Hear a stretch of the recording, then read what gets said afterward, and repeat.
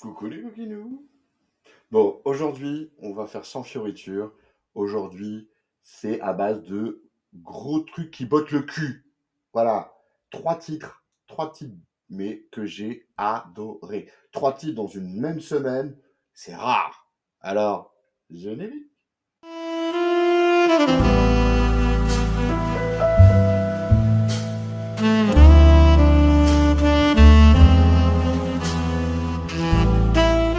Bon alors, je dis et je le répète, aujourd'hui, on va se prendre tellement de points dans la gueule qu'on aura l'impression d'être dans la caravane du radiaire du Joe Lopez. Voilà, pour vous situer le bordel. Et on va commencer par un monument. Mais vraiment, j'ai un monument. L'œil de daim. Alors, l'œil de daim. C'est quoi, c'est l'œil de daim? L'œil de daim. Déjà, ça sort chez Bliss. Alors, petit point. Bliss, jusque-là, c'était majoritairement du Valiant.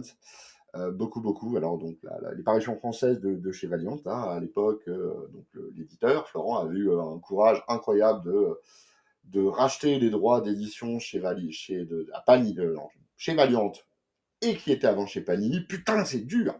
On est dimanche matin pour moi, là, c'est super chaud sa mère. Donc, il a eu le courage de racheter ses droits et ça a marché grâce à un travail d'édition qui était franchement soigné, franchement cool. Ça a marché très très bien même, j'ai envie de dire. Et pour le coup, Valiant aux États-Unis, il faut dire ce qu'il est. J'étais un des premiers fans, hein, vraiment pour le coup. Ça se casse un peu la gueule, quoi. Il faut dire ce qu'il est. Donc Bliss s'est, on va dire, réorienté vers d'autres parutions et notamment, là, ils ont, il n'y a pas très longtemps, ont acheté les droits de parution française pour la boîte américaine qui s'appelle Bad IT, qui est très très bien, qui a des publications extrêmement cool. Et alors, Bad ID, de mémoire, si je dis pas de conneries, c'est des gens qui bossaient chez Valiant avant, que ce soit racheté par un groupuscule, enfin par un groupe, je crois que c'est chinois, bon bref. Et donc on crée leur propre boîte. Donc voilà, c'est vous dire à quel point les mecs, voilà. Donc ils en veulent. C'est des petits gars qui en veulent. Et qui en veulent avec beaucoup de talent, vraiment de talent. À commencer par l'œil d'Odin. Donc Joshua, Joshua Dizard. Joshua Dizard, donc, alors, chez Valiant, évidemment, le gars a fait du Archer and Armstrong, du Harbinger, du X-O Manowar. Je crois qu'il n'y a pas une série qu'il a pas fait. Il a fait Book of Death, qui est vraiment très très bien. Il faudrait que j'en parle, un de ces quatre. Quoi. Il est accompagné par Thomas Giorello sur le dessin et Diego Rodriguez pour ce qui est des couleurs et de l'ancrage. Alors, de quoi c'est que ça parle-t-il? Déjà, c'est beau. Déjà, sans déconner, le format. Le format, ça ressemble plus à du franco-belge en termes de taille, de dimension. La couverture. Oh, elle est belle, la couverture. Oh, couverture pour un geek assez masturbatoire, faut dire ce qu'il y a. Très, très beau. Très, très, très, très beau. Petit relief et tout, c'est magnifique. Donc, de quoi s'agit-il? Donc, c'est l'histoire d'une jeune femme qui s'appelle Solveig. Bref, qui est issue d'une famille paysanne et qui va développer des crises de clairvoyance, qui peuvent tourner à l'aspect berserk. Et dans ces crises de clairvoyance, elle croise, notamment, elle a des visions d'Odin, etc. Ah oui, pardon, je manque à tous mes devoirs. C'est dans un univers scandinave, nordique, viking, hein, pour le coup. Donc cette jeune fille, elle a des visions terribles, hein, notamment du Ragnarok et de la fin du monde. De la fin du monde. Et on ne sait pas trop si c'est la fin du monde pour tout le monde ou si c'est la fin du monde pour pas. Voilà. Et donc, cet enfant prophète reçoit des visions de Odin, le père de tout. Odin avec deux N, hein, Odin. Donc Odin ou Odin, je ne sais pas, avec deux Z.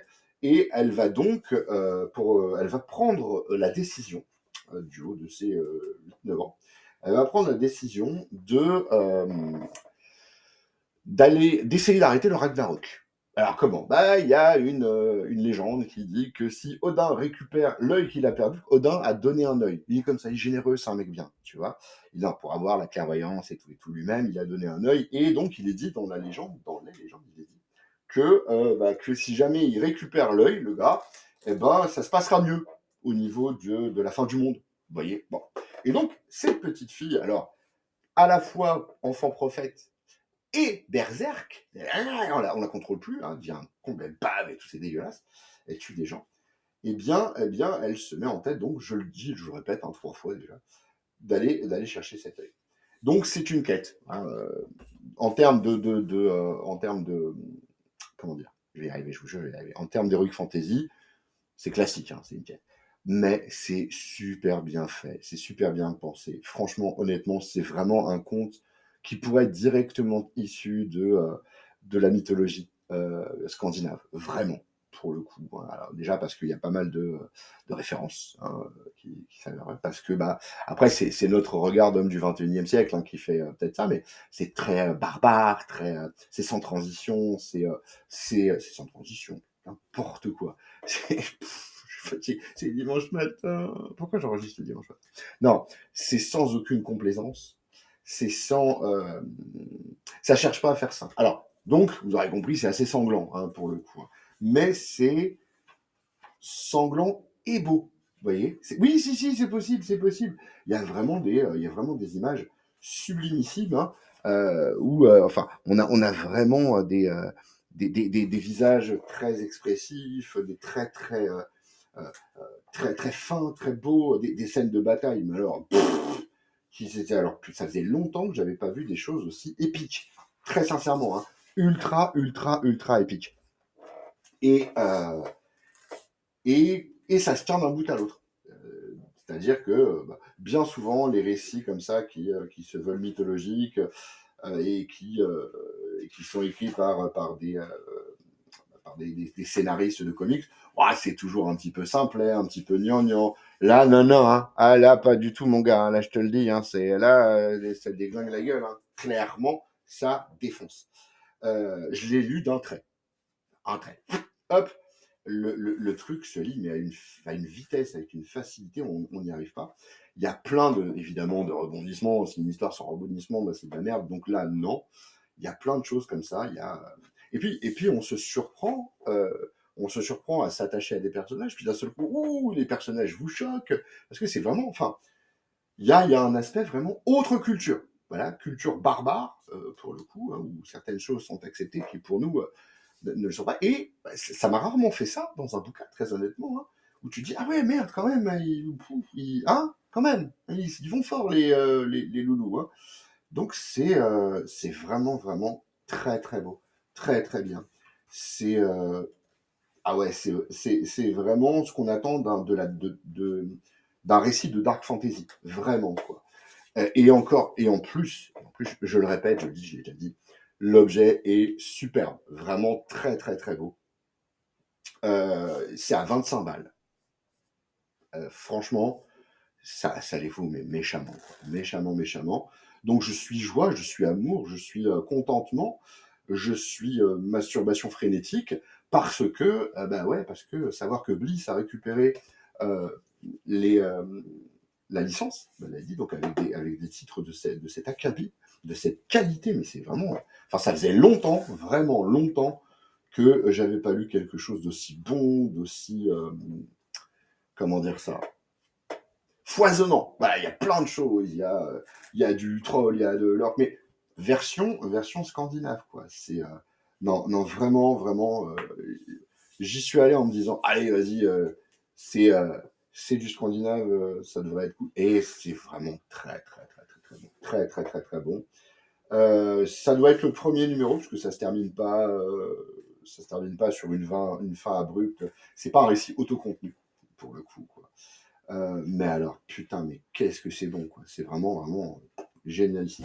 Amis de l'Heroic Fantasy et de la Dark Fantasy, ça, c'est pour vous. Vraiment, c'est pour vous. Ça déchire. C'est magnifique, c'est joli, c'est. Oh là là!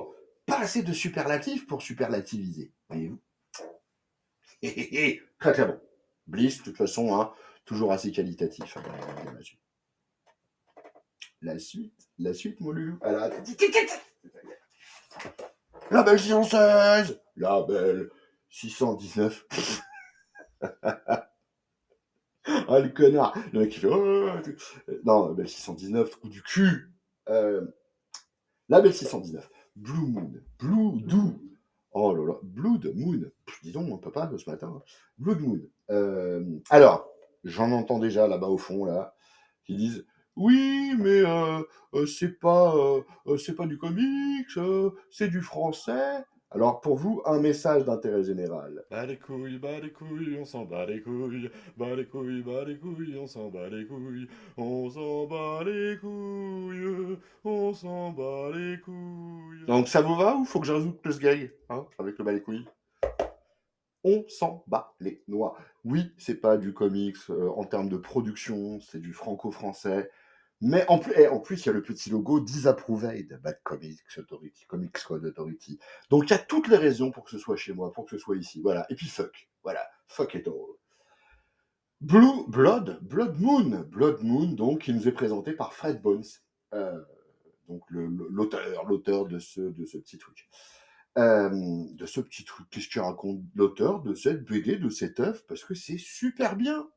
C'est souvent avec le label 619, franchement, c'est du bon. Franchement, j'ai eu une ou deux déceptions comme tout le monde, mais parce que voilà, ça m'arrive des fois. Ça m'arrive d'être con, hein, ce que je te dis. Mais, mais ouais, en général, c'est. Je sais que c'est très en vue chez les vidéastes de passer la brosse à reluire sur ce label. Mais c'est juste que c'est mérité, quoi. C'est tout. Il n'y a pas tortillé du cul. C'est vachement bon.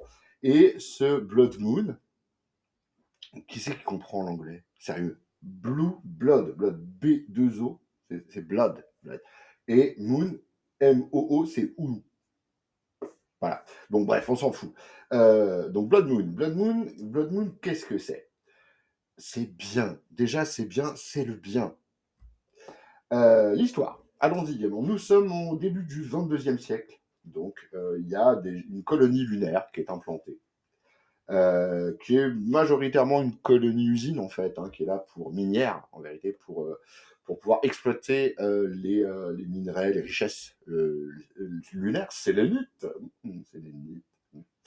Et donc bien sûr, les gens ont une vie de merde hein, sur le truc. Une vie de merde. Alors c'est des mineurs, ils ont du matos qui est pérave de chez pérave, qui a au moins 60 piges. Ils sont dans des conditions où il n'y a pas y a rien, ils vivent en scaphandre. Bon, dans la base en elle-même, mais voilà, c'est pas énorme, c'est moche et tout. Donc voilà, ils picolent et ils vont aux putes. Voilà, ça c'est le plan week-end. Hein, on picole, on va aux putes. Malgré ça, bah, les gens, bon, bah, ils s'y tiennent parce que ça paye bien, en fait. Hein, c'est surtout ça. Les gens font ça quelques années puis retournent sur Terre en général. Mais bon, voilà. Mais tout va de petit train à train, tout va bien. Hein. Voilà, l'usine, l'exploitation, hein, tout va bien pour l'instant. Et puis, bah, il y a un meurtre. Oh, c'est con ça.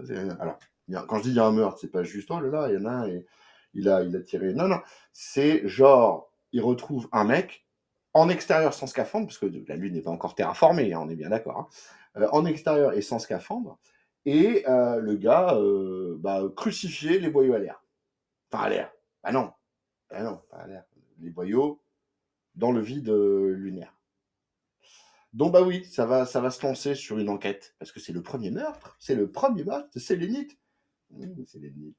C'est le premier meurtre sélénite, encore une fois. Et donc bah voilà, l'enquête est confiée aux représentants de l'ordre, on va dire ça comme ça, dans le bordel, hein, dans ce truc-là. Et donc va commencer. Alors on voit que les mecs ils sont dépourvus de tout moyen, quoi. Ils peuvent même pas faire réellement des analyses sanguines, il faut les envoyer vers la terre. Enfin voilà, c'est vraiment des conditions exécrables de vie et tout ça. Et donc, bah, lui, il va faire son enquête, Ben, il s'appelle Ben. Il va faire son enquête parce que, bah, globalement, ouais, il va s'apercevoir que c'est un peu plus qu'un taré enfin, une espèce de pseudo-tueur qui va avoir passé ses fantasmes d'assassin sur un pauvre gars. Non, non, ça va un petit peu plus loin que ça. Il y a notamment une marque sur la peau de l'individu, BM, hein, qui l'intrigue beaucoup. Beaucoup. Donc c'est une histoire à rebondissement, c'est un polar. C'est un polar horrifico-fantastico-polaroid. Ouais. Enfin bref, c'est un polar qui va conduire donc même pas héros, on peut pas dire le héros, l'enquêteur, L'enquêteur, donc, de surprise en surprise, déconvenu en déconvenu aussi, quoi. Donc ça dépeint un monde très sombre avec des autorités, des gens qui vivotent, quoi, qui sont pas, c'est pas, bon, c'est triste hein, comme truc. Hein. Et puis c'est vachement bien mené. L'histoire est vachement bien menée. Elle est haletante, c'est vraiment une bonne enquête, c'est vraiment un bon truc. Non, vraiment, c'est très très cool. C'est vraiment très très cool. C'est un page turner, motherfucker. Non, je dis page turner, je déteste cette expression en plus. C'est un livre que tu ne lâches pas avant d'avoir fini. Voilà, tu vois, c'est vraiment très très bien. D'un point de vue graphique, on m'enlèvera pas de l'idée qu'il y a du Mignola dans cette affaire. Hein enfin, non, j'exagère. Mais le trait m'a fait beaucoup penser. C'est même pas moi, c'est mon libraire qui m'a dit ah bah tiens regarde. Parce que alors, j'étais pas parti pour l'acheter à la base, hein. Mais je vous explique un petit peu. Je finis le niveau graphique. Je vous explique un petit peu les tenants et les aboutissants. Mais ouais, il y a un petit peu de Mignola, vous voyez, qui joue beaucoup avec les ombres, c'est vraiment, vraiment très sympa et en même temps assez spectaculaire. Hein. On a, non pas que Mignola ne soit pas spectaculaire, mais on a voilà, des doubles pages comme ça qui pètent tout, qui sont belles comme tout, qui sont vraiment, vraiment chiadées. Et le dessinateur, donc l'auteur, hein, appelons-le comme ça, il a vraiment un souci du détail. Des fois, ça fait même limite peinture, quoi. On a par exemple des paysages lunaires avec la vue en arrière-plan de la Terre. Hein. Et ben, la Terre, ça aurait pu être juste une boule bleue, paf, comme ça. Eh ben non, non, non, non, il met vraiment de la forme. C'est vraiment, vraiment très, très beau. Quoi. Moi, j'aime beaucoup. J'aime beaucoup graphiquement. C'est pas conventionnel, on peut pas dire ça comme ça. Mais encore une fois, c'est vraiment bien. C'est vraiment sympa. Pour être honnête, j'étais pas parti dessus. Quand je suis arrivé dans la librairie, mon libraire m'a dit ah bah dis donc, comme ça fait le 11e achat que tu me fais, eh ben, t'as le droit à un bon d'achat. Merci monsieur, merci Stéphane, des bisous. Librairie Mandibule à Hermont, dans le Val d'Oise. Allez-y de ma part, c'est mortel. Euh, et donc, bah, alors, j'avais un bon d'achat. Moi, je suis parti pour en prendre 2 ou 3, tu vois, des trucs, des BD comme ça. Et paf, ah, dis donc. Donc je prends ça, il me dit ah ça a un petit, il me dit ah ben, c'est lui qui me dit ah j'ai un petit côté milieu là. Je dis, oh, bon, allez quoi. Alors je vais être honnête, les bons d'achat quasi systématiquement j'en profite pour faire de la découverte. Que je vais vers des trucs sur lesquels bah, j'avais pas mis une priorité. Mais qu'est-ce que j'aurais été con de passer à côté de ça. C'est une bombe. J'adore. J'ai adoré. C'est vraiment y a zéro concession, enfin, c'est vraiment, vraiment super bien foutu. C'est vraiment très, très bon. Donc, Blood Moon, au label 619, ils sont bien, ces gens-là. Il y a plein de gens bien dans ce métier, ils sont bien. Je crois que en plus, ils seront présents dans certains festivals, là, cette année. J'ai eu des vieux bruits de couloir, et je suis joie. Alors, s'ils y sont vraiment, je veux dire que j'ai passé un petit paquet de temps à essayer de discuter le bout de gras avec eux. Là, ça sent le passionné. Hein l'odeur est forte, hein, comme un slip d'alcoolique après une semaine. Hein, c'est beau. Allez-y, allez-y. En plus, sans déconner, 16 euros. Attends, j'arrive pas à lire. Putain, je suis vieux. 16,90 €. 16,90 €. Putain, mais 16,90 € quoi. Tu passes 1 heure de lecture où c'est vraiment palpitant, où ça te tient. Tu passes une autre heure de lecture à redétailler un petit peu parce que il y a des détails, c'est vraiment super bien, c'est vraiment, vraiment super bien foutu, quoi. Et tu repasses une autre heure à te dire, ah bah tiens, ça me rappelle. Alors, moi, ça m'a rappelé certains trucs dans la 3e heure, truc qui t'occupe toute la journée. Euh, Ça m'a rappelé quoi? Ça m'a rappelé un petit peu la vie qu'ils ont, pas forcément l'esthétique, mais la vie. Ça m'a rappelé, pour ceux qui ont vu, le film Total Recall avec Schwarzenegger dans les années 80. La vie des Martiens, les colonies martiennes un petit peu, vous voyez. Voilà, ça m'a rappelé un peu ça, un truc sombre, crade, voilà, avec des baraputes, tout ça, tout ça. Et en même temps, ça m'a rappelé un film avec Sean Connery. Alors, je crois que c'est Outlaw, ça s'appelle, ou Outland. Outlaw, je crois, avec Sean Connery.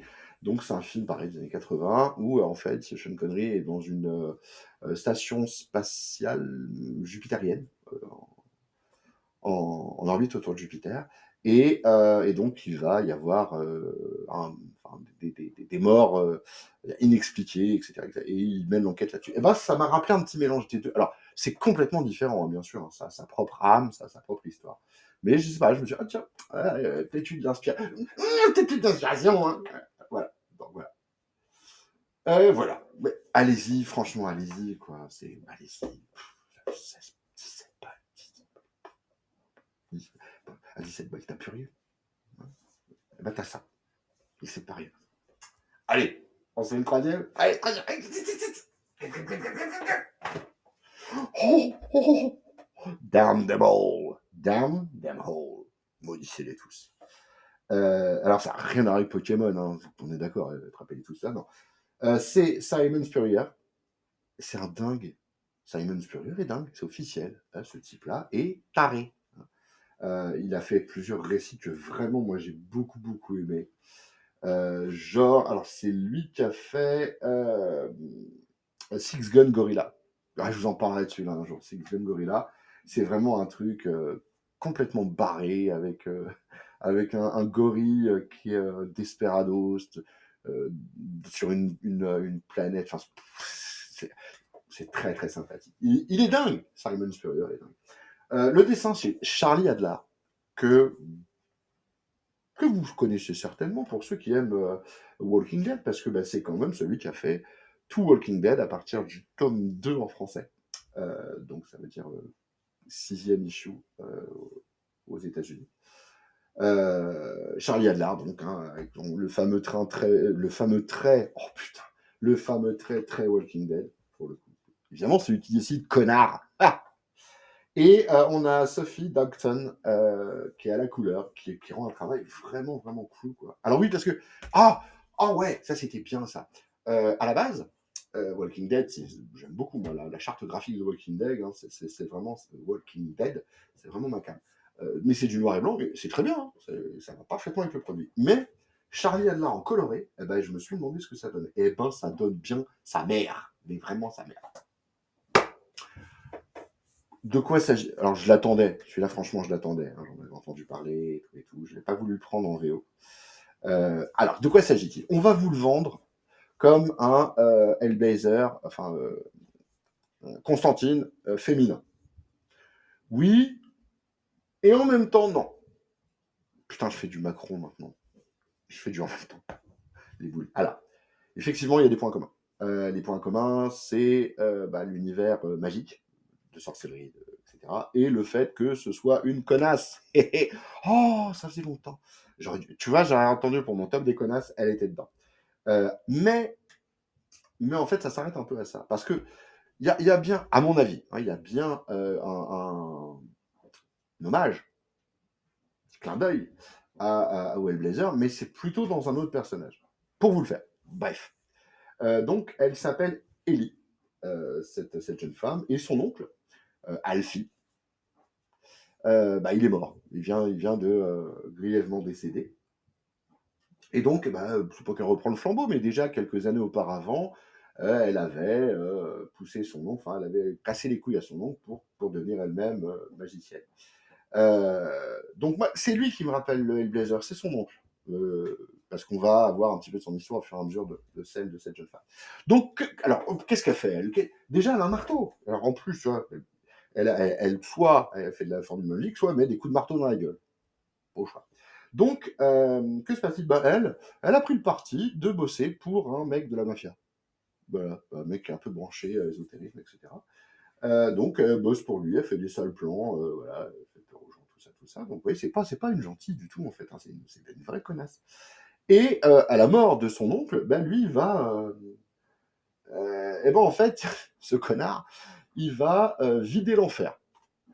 Enfin, ce qui est censé être l'enfer, et les seigneurs démons de Lars Goetia, comme ça qu'ils appellent ça, sont libérés sur Terre. Donc il y en a 72. Et ils vont être capturés dans une espèce d'artefacts, des amulettes, qui, si tu les détiens, te donnent le pouvoir sur ces démons. Donc ça dépend entre quelles mains ça tombe. Et donc elle, bah, elle va essayer c'est pas qu'elle va essayer de faire le tri, mais elle est tellement prise dans un truc que, bah, finalement, elle va être un petit peu obligée d'essayer de faire le ménage dans ce bordel, quoi. Heu, mais c'est pas une personne vraiment très, très gentille, hein, je le répète, hein, et c'est dans un monde qui est pas gentil. Et d'ailleurs, en vérité, c'est ça qui est alors, c'est ça la partie du vérité. Vous voyez dans Hellblazer, dans Constantine, dans pas mal comment dirais-je? De comics ésotériques comme ça, souvent le démon, c'est un démon, il est méchant. Eh ben là, c'est pas si facile que ça. En fait, les méchants sont pas forcément ceux qu'on croit, ni comme enfin, c'est vraiment, vraiment bien foutu. Les fameux démons là, les princes démons, heu, je veux pas vous dévoiler quoi que ce soit, mais il y a vraiment un truc avec eux, quoi, et c'est vraiment, vraiment sympa. C'est très original. La façon de traiter le truc, beh, c'est Spurrier quoi, en même temps, hein, mais c'est très, très original. C'est pas juste, «Ah, il y a des méchants démons, hein, et allez, puis il y a des gentils mais pas gentils». Non, non, c'est personne n'est net, et personne n'est enfin, non, c'est vraiment, vraiment cool. C'est vraiment, vraiment très, très sympa. J'en suis tombé sur le cul. J'ai adoré. J'ai adoré. Je le classe pas comme un Hellblazer, du tout, du tout, du tout, même si on sent des inspirations. Il y a l'histoire de Londres, elle est britannique, tout ça, ok, d'accord, ça marche. Mais il y a bien d'autres choses par rapport à tout ça. C'est vraiment super bon. Ça va bah là aussi, de rebondissement en rebondissement, de coup dur en coup dur, enfin, c'est dans un monde très sombre, et malgré tout, il y a quand même des petites lueurs d'espoir à droite à gauche. Et vraiment, vraiment super. Vraiment, vraiment génial. Enfin, moi, j'ai beaucoup aimé. Pareil, hein, comme les autres, hein. Je vous dis, hein, je vous ai pas pris en traite. Hein, j'ai pris 3 bouquins cette semaine. On me dit, allez, allez, quoi, merde. Et paf, dans sa gueule. Hein, je veux dire, les bouquins, je me les suis pris dans le pif. Hein, vraiment, c'est du très, très, très bon. C'est vraiment très, très fort. Euh, Damn Devil, vraiment, ça c'est. Alors, si sur les 3, je ne devais en conseiller qu'un seul, oh, je serais dans la merde, sa race. Là, je viens de me lancer un défi là tout seul en live, je savais pas du tout. Mais en fait, je serais dans la merde parce que ça, vraiment, j'ai beaucoup aimé. Damn Devil, j'ai beaucoup aimé parce qu'il y a cet aspect magique que moi j'aime beaucoup dans un monde pas si propre que ça. C'est un récit très européen, en fait, finalement. Et puis, il y a l'aspect mythologique de Lloyd Odin. Et il y a l'aspect polar je serais dans la merde pour vous dire le. Prenez les 3. Qu'est-ce qu'on se casse les couilles? Prenez les 3. Bah, dis donc. Celui-là, je sais plus. Eh, 17,50 € sa mère. 17,50 €. Sérieusement, quoi. 17,50 € et vous avez un récit qui vous tient les tripes de part en part, hein, qui vous saute à la gueule, enfin, c'est juste génial. Et encore une fois, le traitement des princes démons, enfin des princes de la hiérarchie, c'est génial. Franchement, c'est génial. J'ai adoré. Donc, je vais pas commencer à vous dire, ah, si je devais en prendre 15, niquez-vous, niquez-vous, niquez-vous. Non, prenez-les tous. Attrapez-les tous. Dame de mort. Voilà, mes petits loulous. C'était ma petite select lecture de cette semaine. Mon petit plan à 3. Sur ce, eh ben, il me reste plus qu'à vous faire des bisous, hein. Allez, bisous, bisous,